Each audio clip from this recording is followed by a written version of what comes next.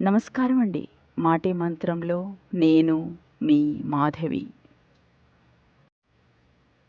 జీవితం నీది, కష్టం నీది, గెలుపు ఓటమి కూడా నీది. బాధని భరించాల్సింది నువ్వే, ధైర్యం చెప్పుకోవాల్సింది నువ్వే. ఇతరులు కేవలం చోద్యం చూస్తారు. వీలైతే ఎగతాళి చేస్తారు. అందుకే ఎవ్వరిని పట్టించుకోవద్దు.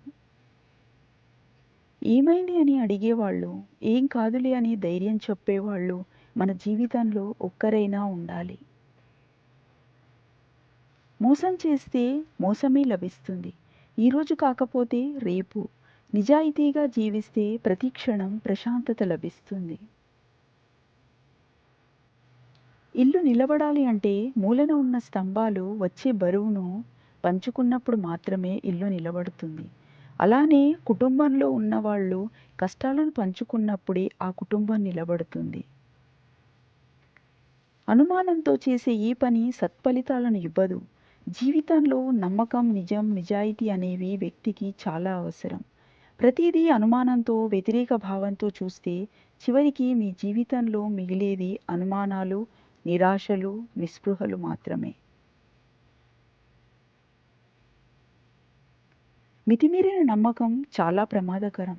నమ్మకం ఎంత బలపడితే నమ్మక ద్రోహం అంత గట్టిగా తగులుతుంది.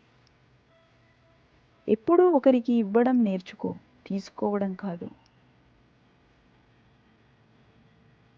ఇతరుల చెడు గుణముల గురించి చర్చిస్తూ నీ సమయాన్ని వృధా చేసుకోకు. అది నీకే విధంగానూ ఉపయోగపడదు.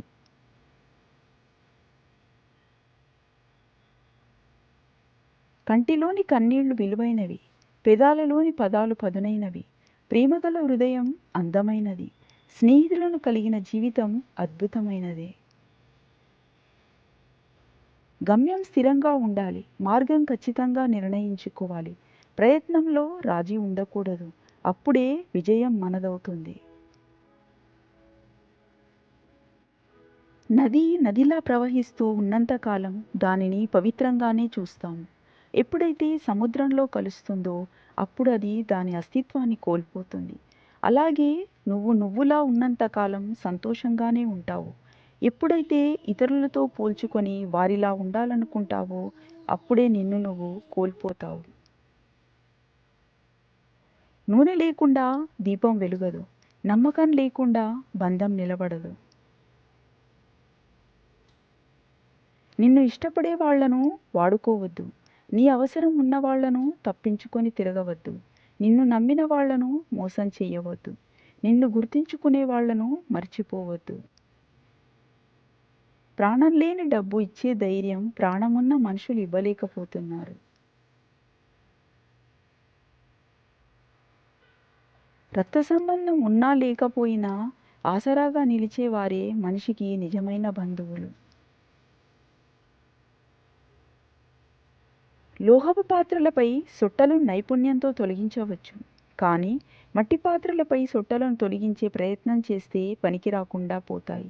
మనుషుల్లో కూడా అంతే. చెబితే వినేవాళ్లని మార్చగలం, అందరూ మారాలనుకోవడం అవివేకం.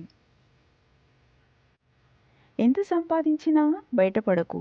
నవ్వుతూ నాశనం చేసేవాళ్ళు నీ పక్కనే ఉంటారు, నువ్వు పతనం అయ్యే వరకు. నాకు ఏమీ లేదని బాధపడకు. తక్షణమే బతకడానికి దారి వెతుకు. జీవితంలో ఎన్ని కష్టాలు వచ్చినా నీలోని ధైర్యాన్ని మాత్రం కోల్పోకు. నిర్లక్ష్యం అనే పదం చాలా చిన్నది, కానీ దానివల్ల కలిగే గాయం చాలా పెద్దది. అందుకే దేనిని, ఎవ్వరిని ఎప్పుడూ నిర్లక్ష్యం చేయకండి.